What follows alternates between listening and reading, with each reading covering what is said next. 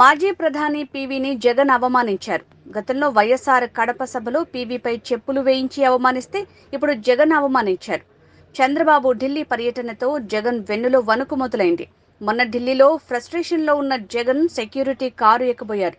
టీడీపీలో టికెట్ల కోసం 10 మంది పోటీ పడుతుంటే వైసీపీలో టికెట్లు అడిగేవారే లేరు. యాత్ర 1 హిట్, యాత్ర 2 ఫట్.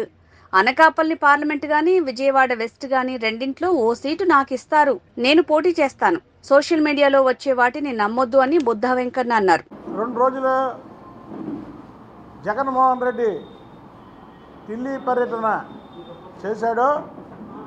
చంద్రబాబు నాయుడు గారు చానాల తర్వాత ఢిల్లీ పర్యటన చేసిన మరుసటి రోజే ఆగమేఘాల మీద ఢిల్లీ పరిగెత్తాడు జగన్మోహన్ రెడ్డి. జగన్మోహన్ రెడ్డి వెన్నులో వణుకు పుట్టుతుంది.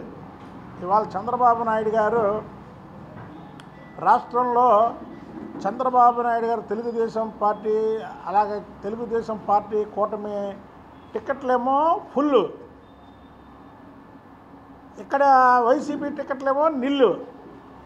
తెలుగుదేశం పార్టీ జనసేన పొత్తున్నటువంటి నియోజకవర్గాల్లో ఒక్కొక్క నియోజకవర్గానికి 10 మంది అభ్యర్థులు నాకు కావాలి నాకు కావాలి నాకు కావాలి అన్నారు.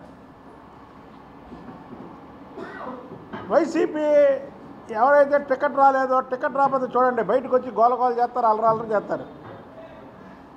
టికెట్ రానోడు అమ్మాయ అనుకుంటున్నారు. అంటే అట్టర్ ఫ్లాప్ సినిమా వైసీపీ. ఉదాహరణకి యాత్ర అనే సినిమా వచ్చింది 2019 ముందు. ఏ మాటకు ఆ మాట కొద్దో గొప్ప జనాలు దాన్ని ఆదరించారు, ఉన్నది ఉన్నట్టు మాట్లాడాలంటే. ఇప్పుడు యాత్ర 2 అనే ఒక సినిమా వచ్చింది. జనాలు ఆ యాత్ర 2కి వెళ్ళినోళ్ళు లేరు. ఎక్కడే తేలిపోయింది. నీకు యాత్ర సినిమాకేమో ఆ రోజు జనం ఉన్నారు, యాత్ర 2కి జనం లేరు. అంటే ప్రజలు డిసైడ్ అయిపోయారు, ఇక జగన్మోహన్ రెడ్డికి ఓటు అనేది మనం వేయకూడదు, ఒక్కసారి వేసి తప్పు చేసాం, ఇక ఓటు వేయకూడదని డిసైడ్ అయిపోయారు. అలాగే జగన్మోహన్ రెడ్డి చెమటలు పట్టి అక్కడికి వెళ్తూ అక్కడ నరేంద్ర మోడీ గారు ఏ వార్నింగ్ ఇచ్చారో ఏమో కానీ బయటకు వచ్చి ఫ్రస్ట్రేషన్లో ఒక ముఖ్యమంత్రి హోదాలో ఉన్నటువంటి వ్యక్తి అతని కారు ఎక్కకుండా సెక్యూరిటీ గార్డులు కారు ఎక్కుతున్నాడంటే, జగన్మోహన్ రెడ్డి నీకు అసలుకి మెదడు ఉందా లేదా అనేది మాకు అర్థం కావట్లే. ఎవరైనా సరే మన కారు ఎక్కుతాం కానీ సెక్యూరిటీ గార్డు కారు ఎక్కుతాడా అంటే ఆఖరికి జగన్మోహన్ రెడ్డికి మైండ్ పోయి, లోపల మోడీ గారు మరి ఏమన్నారో ఏమో కానీ ఆ దెబ్బకి మైండ్ పోయి బయటికి వచ్చి వేరే కారు ఎక్కడవే కాకుండా వేరే కారు ఎక్కుతుంటే సెక్యూరిటీ గార్డులు ఈ కారు కాదు బాబు, ఆ కారు నీది, నీకు మైండ్ దొబ్బింది అని వాళ్ళు దెబ్బలాడి పంపించారు సెక్యూరిటీ గార్డులు. ఇంకొక విషయం ఏంటంటే, భారతదేశానికి తొలి తెలుగువాడు ప్రధానమంత్రి చేసినటువంటి వ్యక్తి పివి నరసింహరావు గారు. ఆయన కాంగ్రెస్ పార్టీ ప్రధానమంత్రి అయినా ఆయనకి అన్ని పార్టీలు కూడా భారతదేశంలో ఆయన గౌరవంగా చూసేవాళ్ళు. అలాంటి గౌరవం గల వ్యక్తికి భారతరత్న ఇస్తే అందరూ దాన్ని హర్షాలు వెళ్ళబుచ్చారు, శుభాకాంక్షలు తెలియజేశారు. ఆయన ఉన్నా లేకపోయినా వాళ్ళ పిల్లలకు చెప్పారు, టీవీల్లో చెప్పారు, చంద్రబాబు నాయుడు గారు చెప్పారు, పవన్ కళ్యాణ్ గారు చెప్పారు. పివి నరసింహరావు గారికి భారతరత్న గురించి హర్షం వ్యక్తం చేయడానికి టీవీ ఛానల్ వాళ్ళు అతన్ని అడిగితే విజయసాయిరెడ్డి చెప్తాడా? విజయసాయిరెడ్డి స్థాయా అంటే నా స్థాయి కాదు, విజయసాయిరెడ్డి స్థాయి అని పివి నరసింహరావు గారికి మరొక్కసారి అవమానం జరిగింది. వీళ్ళ తండ్రి వైఎస్ రాజశేఖర రెడ్డి కడపలో ఆ రోజు కోట్ల విజయభాస్కర్ రెడ్డి ముఖ్యమంత్రిగా ఉన్నప్పుడు పివి నరసింహరావుతో మీటింగ్ పెడితే చెప్పులు ఇసిరిచ్చినటువంటి వైఎస్ రాజశేఖర రెడ్డి. అంతకంటే దారుణమైన పరిస్థితి ఇవాళ. వెళ్ళి లోగోలు పెట్టి ఆయన గురించి ఒక తెలుగువాడికి, అది చనిపోయిన వాడికి భారతరత్న ఇస్తే, పోనీ బతికుండి నీకు అతనికి కక్షలు ఉన్నాయంటే ఓకే.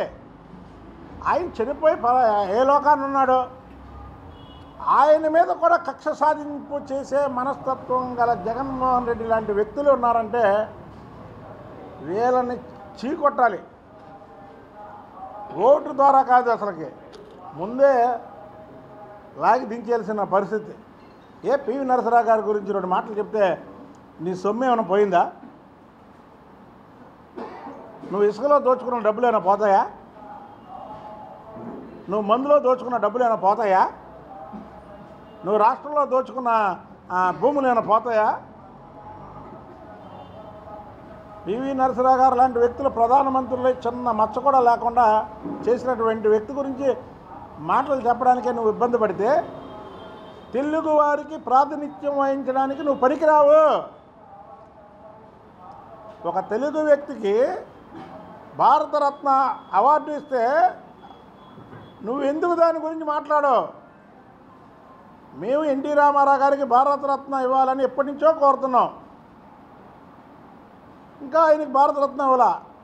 అయినా సరే తెలుగు ప్రజల నుంచి భారతదేశానికి ప్రధానమంత్రి చేశాడని చంద్రబాబు నాయుడు గారు శుభాకాంక్షలు కూడా అందజేశారు. ప్రతి టీవీల్లో, ప్రతి పేపర్లో వచ్చింది. నీకేంటి ఇబ్బంది? నీకు పివి నరసింహరావు గారికి శుభాకాంక్షలు తెలపడానికి ఏంటి నీకు ఇబ్బంది అని నిన్ను అడుగుతున్నాం. పివి నరసింహరావు గారు మా పార్టీ కాదు, కానీ తెలుగు ప్రజలందరికీ కావాల్సినటువంటి వ్యక్తి. తెలుగు ప్రజల్లో కూడా ప్రధానమంత్రి చేసే కెపాసిటీ ఉందని తెలిపినటువంటి వ్యక్తి. మైనార్టీలో ఉన్నటువంటి ప్రభుత్వాన్ని ఫుల్గా 5 సంవత్సరాలు పరిపాలించినటువంటి అపరమేధావి. ఎన్నో సంస్కరణలు తీసుకొచ్చినటువంటి వ్యక్తి.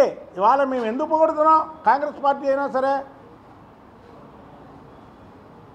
ఇవాళ మన్మోహన్ సింగ్ను కూడా రాజకీయాల్లో తీసుకొచ్చి ఆ రోజు అతను సేవలు తీసుకున్నటువంటి వ్యక్తి. అతను గురించి మాట్లాడడానికి నీకు నోరు రావట్లేదంటే ఎంతకంటే దుర్మార్గం వేరేది లేదు. కాబట్టి జగన్మోహన్ రెడ్డి నీ పిచ్చి పరాకాష్ఠకి వెళ్ళిపోయింది. నీ పిచ్చి పరాకాష్ఠకి వెళ్ళిపోయి ఈరోజు పివి నరసింహరావు గారి గురించి కూడా మాట్లాడడానికి నీకు టైం లేకుండా పోయి నువ్వు మాట్లాడపోయావు. నువ్వు ప్రెస్ స్టేషన్లో ఉన్నావు, లోపల మోడీ గారు తిట్టారినందుకు క్లియర్గా కనబడుతుంది. నీ కారు ఎక్కకుండా సెక్యూరిటీ గార్డులు కారు ఎక్కుతున్నావు. అది పక్కన పెడితే విజయసాయిరెడ్డి అసలు నీకు మొత్తం రాజుగురు.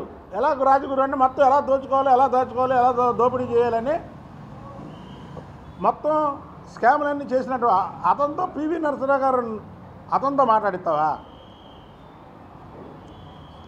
విజయసాయిరెడ్డి నోట్లోంచి పివి నరసింహరావు గారి గురించి వచ్చితే పివి నరసింహరావు గారు అపవిత్రుడు అవుతాడు. ఎందుకంటే అలాంటి వ్యక్తులతో మాట్లాడితే పవిత్రుడు అవడు. పవిత్రమైనటువంటి వ్యక్తులతో మాట్లాడించకుండా అంటే నీకు ఎంత కోపం ఉంది పివి నరసింహరావు గారి మీద అర్థమైపోతుంది. ఎందుకంటే విజయసాయిరెడ్డి లాంటి దొంగతో మాట్లాడుతున్నామంటే. కానీ దీన్ని తెలుగుదేశం పార్టీ ఖండిస్తుంది. పివి నరసింహరావు గారికి ఆ రోజు వైఎస్ రాజశేఖర రెడ్డి, ఈరోజు జగన్మోహన్ రెడ్డి తీవ్రమైనటువంటి అవమానం చేశారు. దీనికి వెంటనే జగన్మోహన్ రెడ్డి పివి నరసింహరావు కుటుంబ సభ్యులకి క్షమాపణ చెప్పాలి. ఓకే తమ్ముడు.